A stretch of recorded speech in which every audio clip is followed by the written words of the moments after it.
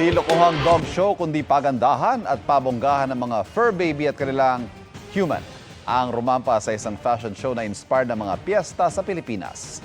Ang mga nag-stand out, alamin sa Usapang Pets ni Jonathan Andal. Certified po-sionista ang mga asong rumampa sa isang dog fashion show sa Quezon City. Twinning ang mga aso sa costume ng kanilang fur parent na hango sa mga piyesta sa Pilipinas. In time for Dinagyang Festival ang makulay na costume ng mag-among ito.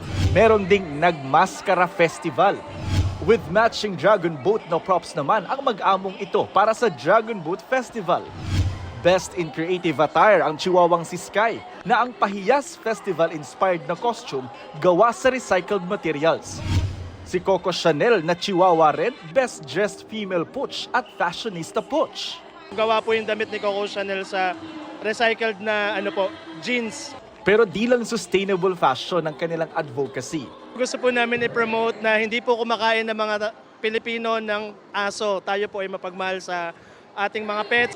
Bahagi ang fashion show ng 2024 Philippine Circuit Show na isa sa mga inaabangang dog show sa Asia. Bukod sa mga kompetisyon, isa rin daw sa mga dapat abangan ang pagtatampok sa mga Philippine Forest Dog o asong gubat. Patikim pa lang to. We have the first fun match to the Philippine Forest Dog. Noong nakaraang taon, formal na ipinakilala ng Philippine Canine Club ang asong gubat na isinusulong na maging opisyal na dog breed mula sa Pilipinas. Para sa GMA Integrated News, Jonathan Andal, nakatutok 24 oras.